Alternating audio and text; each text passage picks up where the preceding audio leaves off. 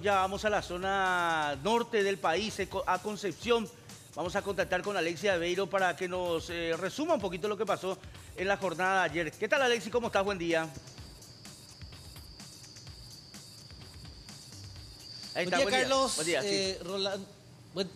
Buen día, Carlos, Rolando, Blanca, Liz, Julia, todos los compañeros. Rápidamente comentarles acerca de lo que fue este procedimiento ya en horas del mediodía ayer por parte del Ministerio Público, porque en ese momento terminaba prácticamente el operativo en la zona de este establecimiento. Hablamos de una reserva natural ubicada a unos 30 kilómetros del casco urbano de la ciudad de Puerto, y en este caso Puenteciño, Sargento Silva específicamente, porque si bien el enfrentamiento ya se producía un día anterior, no se pudo extraer los cuerpos a lo largo de esa jornada, por ende tuvieron que hacerlo recién ayer al mediodía, los cuerpos trasladados hasta la morgue judicial en Asunción, con algunas características bastante particulares. Primeramente, las heridas de bala, algunos presentaban hasta 2 impactos de bala, 1 a 2 segundos refería el fiscal, pero ya detalles más minuciosos acerca de este procedimiento estará a cargo del fiscal del forense, Pablo Lemir, quien estará a cargo de la inspección de estos cuerpos. Pero recordarán ustedes que en la noche de viernes daban a conocer las identidades de estas personas. Finalmente solo 2 pudieron ser plenamente identificadas. Hablamos de Emiliano Romero Valiente, de 23 años, vecino de los hermanos Balbuena Marís, y Víctor Marís Domínguez, de 51 años. Es hermano de la madre de los hermanos Balbuena Marís. Uno de ellos, el identificado al menos en cuanto a las características físicas, es Elisandro Balbuena Marís, de 21 años, principal referente, quien Alexis. Por ahora permanecería libre, es Laurindo. ¿Sí, Carlos? No, estamos viendo las imágenes que captaron ustedes ahí en el campamento, un poco para hablar. Había guantes, tazas, había muchas cosas que dejaron, al parecer, en el lugar, que pudieron observar ustedes en ese campamento, Alexis. Vos sabés, Carlos, que en línea recta, desde la base de la Fuerza de Tarea Conjunta, que está ubicada a la altura del kilómetro 77,5 de la ruta 5, Horqueta, Concepción, Villaú, el sobrevuelo desde helicóptero hasta este lugar, más de 100 kilómetros aproximadamente, inaccesible por tierra. ¿Cuál es la característica del suelo en ese sector? Ustedes van a fijarse desde el aire que existen muchos terrenos desmontados, es decir, mechones de hectáreas en los cuales podemos notar que árboles fueron derribados. ¿Qué es lo que pasa en ese sitio? Se dedican prácticamente de manera permanente al cultivo de marihuana, porque es zona de tráfico de marihuana, y así también de cocaína hacia el vecino país. Numerosas pistas clandestinas también pudimos notar desde el aire, y esos mechones ya eran las zonas en las cuales anteriormente habían cultivado. Nosotros ingresamos, aterrizamos en un pastizal, y una vez que ingresamos a este mechón de bosque que está bien cubierto por la vegetación, y eso impide la visualización desde el aire, y es bien utilizado por los grupos criminales para guarecerse en ese sitio. Apenas ingresábamos de esa zona, en la cual no se caracterizaba por tener árboles, ya encontrábamos un campamento. A diferencia de otros campamentos, Carlos, este era temporal, mucho más precario. Inclusive hablábamos de que ellos, al parecer, recién se habían establecido en ese sitio, no descartando que lo habían hecho también en otros sectores, pero más que nada, inclusive para ir recobrando fuerzas y por sobre todo reabastecerse de la logística. Es por eso que no se descarta que uno de los abatidos que se encontraba de civil haya sido logística, y que estaba siendo preparado para enfilarse, enrolarse en la agrupación campesina armada EP, específicamente, que ahora ya nuevamente se encuentra descabezada. Ahora, también van a haber imágenes de medicamentos, Carlos. Sí, ellos acceden a medicamentos controlados del Ministerio de Salud Pública y Bienestar Social. Es muy importante el trabajo que hace la logística, porque son medicamentos a los que uno accede con receta, y en las farmacias de los centros de salud del Ministerio de Salud, como por ejemplo corticoides, antiinflamatorios, antialérgicos. Encontramos tabletas, pastillas, e inclusive jarabes y gotas de esos medicamentos que encontrábamos en el campamento. Ahora, cuando hablamos nosotros del tema de armas, Alexis, ¿se presentaron ayer las armas también que encontraron en el lugar? una AK-47 que fue reacondicionada en manos de uno de los abatidos. Pero el arma que más llama la atención es la Galil, la que vemos en imágenes, la que se encuentra inclusive en mejores condiciones.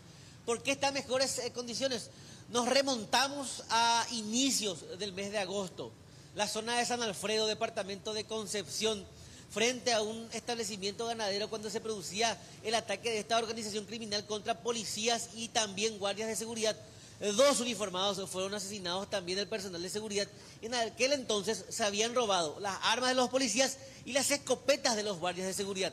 Esta arma que vemos en imágenes, Carlos, pertenecería a uno de los policías y por eso va a ser sometida a peritaje, porque no tenía, inclusive en algunas de ellas, y hablamos de todas las armas, ya fueron adulterados el número de registro, por ende también deben ser peritadas, pero coincide plenamente con las armas o con el arma que portaba el policía en aquel entonces o uno de los policías que fue asesinado en manos del grupo criminal. Inclusive veo que ponen el nombre de quién tenía cada arma también. Se identificó también quién tenía el arma más potente, digamos, y las otras también, Alexis. Si te fijas en ese detalle, uno de ellos es Balbuena, quien portaba el arma de grueso calibre. Eso data también del liderazgo del mismo. Laurindo es quien permanecería aún oculto en el bosque, pero tanto Laurindo como Elisandro son los principales referentes del AKP ahora. Con respecto a la información de inteligencia, Carlos, cada vez va cobrando mayor fuerza que los hermanos Balbuena Maíz en este caso, porque hay que destacar, ellos son Balbuena Maíz, quienes ahora están al mando del grupo, y los otros son los Bernal Maíz.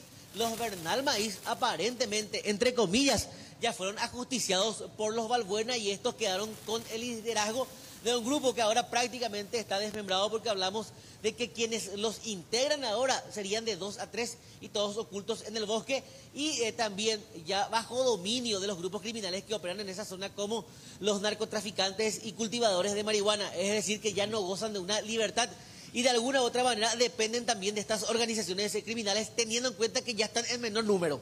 Alexis, pero mirando el campamento, no parece un campamento de estos grupos criminales que generalmente utilizan hamacas, generalmente son más ordenados, no ponen mesadas, ellos comen en el piso.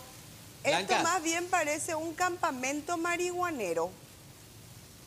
Era temporal, según lo que dicen desde la Fuerza de Tarea Conjunta, es recientemente establecido y era más que nada para reabastecerse. ¿Por qué hacemos la comparación? Porque de alguna manera, si buscamos inclusive imágenes de archivo, cuando ingresábamos al campamento en donde fueron abatidas estas 2 niñas que ya integraban también la organización criminal y hablamos del EPP, pudimos notar una logística más importante, no solo en cuanto a medicamentos, sino también a comidas, bebidas, inclusive medicamentos para personas como que padecen diabetes, es decir, para cada enfermedad también ellos cuentan con medicamentos específicos.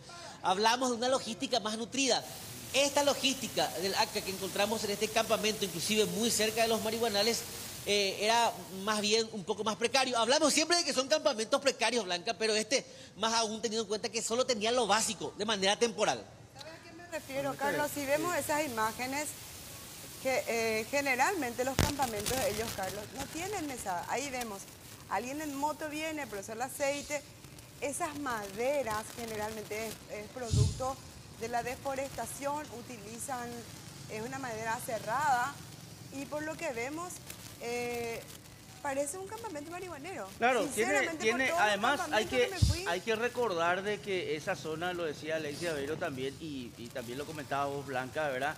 Hay que entender aquí que hay, y hay que ser bien sincero, ahí ni esta gente del ACA, ni la gente que maneja el tema marihuana están, que no puede existir cualquier tipo de enfrentamiento entre ellos también, porque cada uno cuida su terreno, ¿verdad? Ayer mostraba Blanca el gran esquema que hay con el tema de marihuana en diferentes lugares, así que acá no se descarta que el ACA pudo haber entrado ahí en zona que no tenía que entrar y le liquidado también, ¿verdad? O sea, hasta ahora dice la FTC enfrentamiento entre ellos, pero pudo haber pasado cualquier cosa ahí en esa zona. Esa es una zona, es una tierra de nadie prácticamente en ese lugar, Alexis.